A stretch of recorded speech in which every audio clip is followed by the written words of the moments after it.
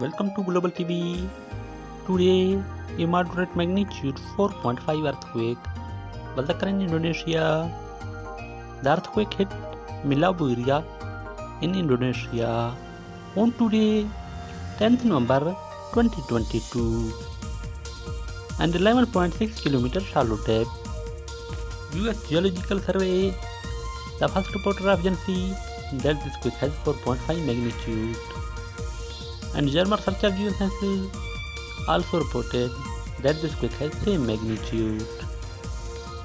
The earthquake hit Indonesia at a local time 10 am.